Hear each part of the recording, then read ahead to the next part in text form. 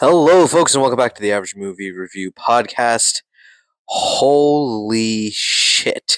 This episode is a 10 out of 10 episode, okay? I'm talking about Daredevil Born Again, episode 4. I don't even know where to begin, okay? We start off by seeing that Poindexter is completely a normal person. um, I think the biggest struggle point Dexter has had throughout this entire run from when he was introduced was finding his true identity, and I think this episode solidifies like how he has accepted who he is finally, and he knows who he is, and he's happy with himself that way.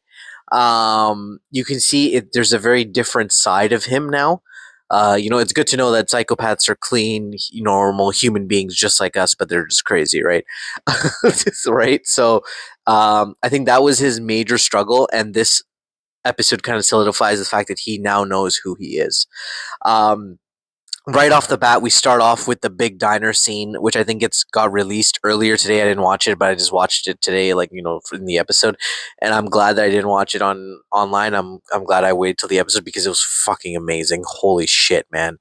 From start to finish, him calling the task force, him just killing the shit out of those fucking douchebags. Absolutely, absolutely amazing. I loved every second of it. Honestly, it was perfectly well executed, and I thought to myself, I'm like, okay, like this is probably the only kind of fight scene that we're gonna get, right? Like this is it, this is done. Then we go into everything that's kind of going on with the escapees and all of that stuff. BB's report, which I think I really love right now. I'm really enjoying the little attacks on Fisk through the BB reports. I think those are pretty fucking awesome. I think she's doing a wonderful job, and I think it's really getting under his under his skin. Um, another great thing about this episode was Charles. I love the fact that he really, really pisses Fisk off. He gets under Fisk's skin so easily. It's absolutely amazing. Another sad thing to see, like thing that I'm sad to see go is Duquesne. I wish they gave maybe Duquesne a couple more episodes. I wish he joined the fight. I really, really enjoyed his character, and I think Swordsman was kind of a waste of a character in the sense that they didn't get to use him fully. I wish they added him a little bit more longer. Uh, I think it would have been nicer to see him, but regardless, I enjoyed the 15 minutes he had in last season, like not sorry, last episode where that fight scene. It was just nice to see that we get to see skills kind of in action, and I'm glad that they let the actor kind of do that whole entire scene. I know obviously there were stunt doubles and stuff, but it was nice to see him like without a mask or anything and just kind of doing his own thing. You do that, right? Like you see all of that stuff happening. Fisk is clearly losing control of the city. He's losing control of himself. There's a little banter between his wife and the governor. She's also trying to figure out how to make things right with the governor and all of that stuff too. She's Vanessa is a very smart, cunning woman. She knows what she's doing. She knows how she's handling things. She knows how to take care of herself, right? So you have to give it to Vanessa. Um, oh yeah, Matt going undercover as a cop as an AVTF. Honestly, one of the best parts of the episode, just seeing him acting like he's a cop and he's not blind and just like pretending that he can see things is absolutely hilarious. And then that leading up to what is another great fight scene between Daredevil and Bullseye. Once again, phenomenal fighting, absolutely amazing. I love that when both of them punch each other right in the face. You can feel it, like you know what I mean? Like you can feel it from the screen, and it's so well choreographed, so well done. Like it just catches your eye. You're just in this entire episode. A thing that I missed was like I guess like the AVTF kind of coming after the law firm and all of that stuff. Again, I can't wait till the head honcho guy, whoever the hell he is, I can't wait till he dies. Oh my god, it's gonna be the most satisfying death I think in television history. Absolutely hate that man. I cannot wait till we like freaking. I don't even know if they're gonna kill him, torture him, whatever they want to do. I'm down for it. he really plays the character so well that you hate his fucking guts. Um, but again, and then like you see Bullseye even admitting in that fight scene. Sorry, I keep going back and forth. There's a lot of things on my mind, but yeah, you see Bullseye, even admitting in that scene where he's fighting Matt, and he tells Matt like, like one good deed, like I have my mind now. I need some time now. Now I have my mind back. Like I'm ready to do this, and like he's balanced, he's calm, he knows what he's doing and everything. And Matt's trying to like tell him like, okay, like because he has the hostage and whatnot, he's trying to calm him down or whatever and try to get him to not do anything rash and all of that stuff. Whereas like Bullseye's like I can do it, trust me, like I know what I'm doing. I'm like I know that we have to kill her, right? Like he's gonna do what he says it to Matt. He's like, I'm gonna do what you couldn't do, right? Like you couldn't do it, now I'm gonna do it, so don't worry about it, right? And he's like, I'm gonna help you, I'm gonna do all of this, right? He doesn't know what he's really saying because he's kind of also himself a little bit confused, right? um he runs off. What else happens? Right, we get the big fight scene between, and I thought like that was it, kind of like Matt versus Bullseye. That's cool, whatever, right? Like how much more action can you really put into into this episode?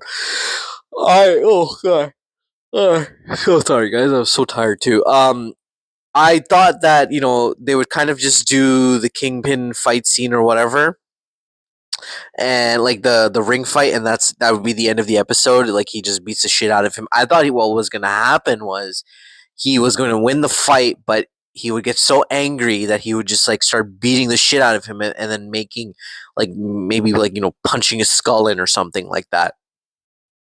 I thought that's what was going to happen. Then the people would see the real Mayor Fisk for who he is. But he kept his cool. Like, he did beat the shit out of that guy, but he kept his cool the entire episode. I was very surprised.